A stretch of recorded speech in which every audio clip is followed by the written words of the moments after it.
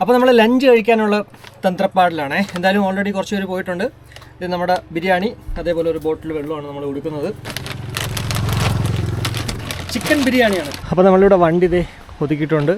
അതിനടുത്ത് തന്നെ ഒരു ബസ് സ്റ്റോപ്പ് കണ്ടു. വിതുര ഗ്രാമപഞ്ചായത്ത് വികസന ഫണ്ടിൻ്റെ ഒരു ബസ് സ്റ്റോപ്പ്. അവിടെ ഇരുന്നത് എല്ലാവരും ഫുഡ് കഴിക്കുവാണ്.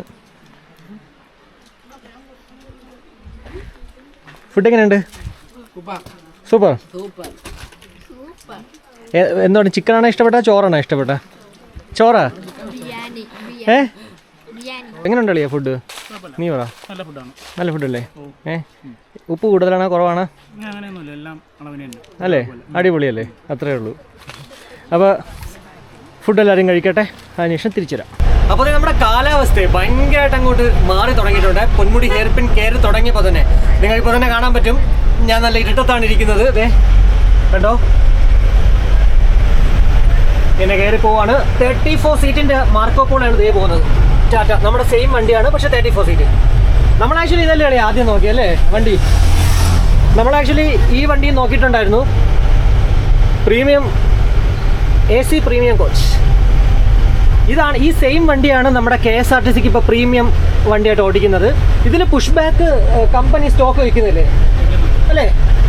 കമ്പനിയായിട്ട് തന്നെ ആക്ച്വലി ഇതിനകത്ത് പുഷ് ബാക്ക് വരുന്നുണ്ട്, കക്കാണിക്കൽ. അപ്പം നമ്മൾ പൊന്മുടി ഹെയർ പിന് കയറിക്കൊണ്ടിരിക്കുവാണേ. ഉടനെ തന്നെ നമ്മൾ പൊന്മുടി എത്തും. അപ്പോൾ എത്ര പേര് പൊന്മുടിയിൽ ഇതിനു മുന്നേ പോയിട്ടുണ്ട്?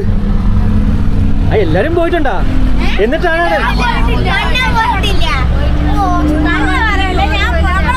ആ ഓക്കെ, ഫസ്റ്റ് ടൈം ആണല്ലേ? ഞാൻ ആദ്യം ചോദിച്ചില്ല എന്നാ കന്യാകുമാരി പോവാന്ന്. അപ്പം ഇനി എന്താണ് പരിപാടി? പൊന്മുടി പോയിട്ട് എന്താണ് പരിപാടി? പിച്ചാത്തി എടുത്തായിരുന്നോ? പിച്ചാത്തി പിച്ചാ ഒരു കൈ തരും. നമ്മള് പൊന്മുടി പോയിട്ട് ഒരു പഞ്ചേഴ്സ് ഉണ്ടാക്കാനായിട്ടുള്ളൊരു വീഡിയോ ചെയ്യാനായിട്ട് പ്ലാൻ ചെയ്തിരുന്നു. പക്ഷെ പിച്ചാത്തി മേടിക്കാൻ മറന്നു. എന്നാൽ ഞാൻ കുറച്ചു മുമ്പേ പറഞ്ഞിട്ടുണ്ടായിരുന്നുള്ളൂ വിതുര എത്തുമ്പോഴത്തേക്ക് പിച്ചാത്തി മേടിക്കാമെന്ന്. പക്ഷേ അതിനിടയ്ക്ക് എന്തോ വിട്ടുപോയി. എന്നാൽ നമ്മുടെ ശുഭ ചേച്ചി പിച്ചാത്തി കൊണ്ടുവന്നിട്ടുണ്ട്.